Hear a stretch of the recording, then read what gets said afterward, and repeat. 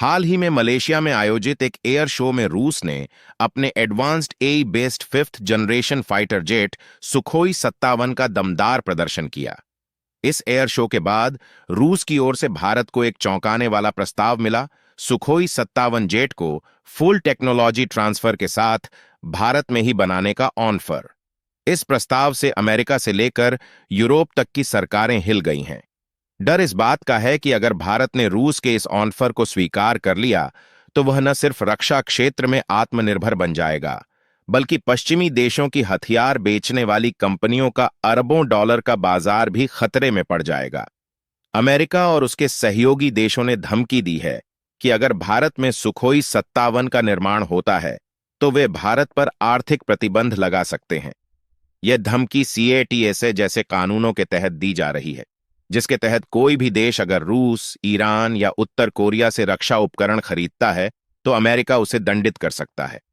America पहले भी भारत को F-35 जैसे एडवांस फाइटर जेट देने का प्रस्ताव दे चुका है। ट्रंप प्रशासन के दौरान इस दिशा में बातचीत हुई और लॉकहीड मार्टिन कंपनी के अधिकारी भारत से मिले भी। उन्होंने भारत को कई आकर्षक प्रस्ताव दिए, लेकिन भारत की एक ही शर्त थी, मेक इन इंडिया के तहत निर्माण और पूरी टेक्नोलॉजी ट्रांसफर। जैसे ही भारत ने सोर्स कोड और तकनीक की मांग रखी, अमेरिका पीछे हट गया। दरअसल कोई भी पश्चिमी देश फाइटर जेट की तकनीक भारत को देना नहीं चाहता। वे चाहते हैं कि भारत सिर्फ ग्राहक बना रहे। आज भारत की सबसे बड़ी चिंता यह है कि उसे जो भी फाइटर जेट मिलते हैं, चाहे वह फ्रांस का राफेल हो या अमेरिका का F-18, उनमें तकनीकी स्वतंत्रता नहीं होती। भारत चाहकर भी उनमें अपनी मिसाइलें या तकनीकी बदलाव नहीं कर सकता। हर बार अनुमति लेनी पड़ती है, जिससे भारत की सामरिक स्वतंत्रता बाधित होती है।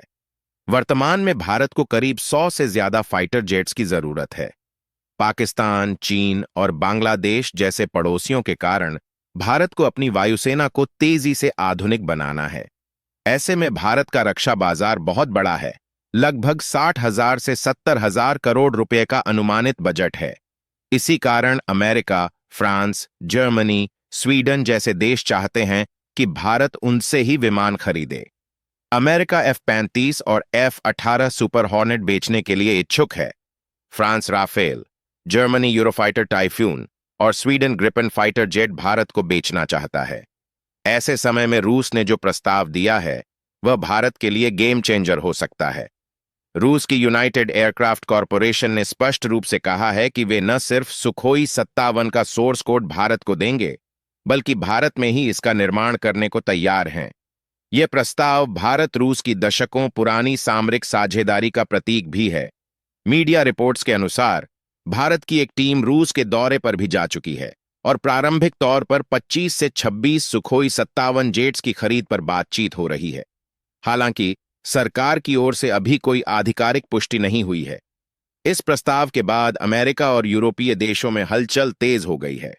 जर्मनी, फ्रांस, स्वीडन जैसे देश कह चुके हैं कि वे इस डील का विरोध करेंगे और जो भी देश सुखोई 57 बनाएगा उसे तकनीकी मदद नहीं देंगे। उनकी चिंता जायज है।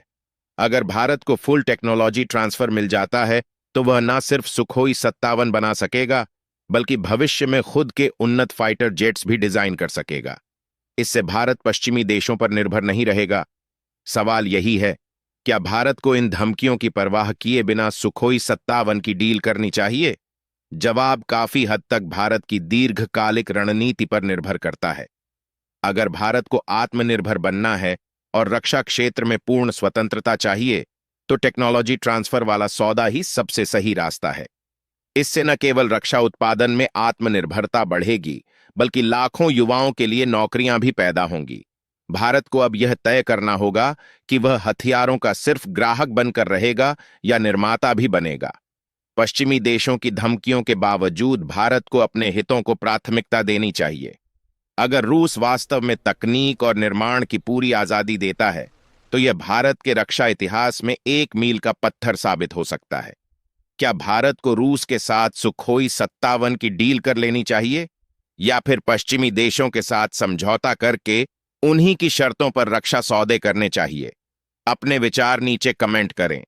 और अगर आप इस विषय को लेकर जागरूकता फैलाना चाहते हैं तो इस वीडियो को लाइक करें, शेयर करें और चैनल को सब्सक्राइब जरूर करें ताकि देश की रक्षा से जुड़ी हर अहम जानकारी आप तक पहुंचती रहे।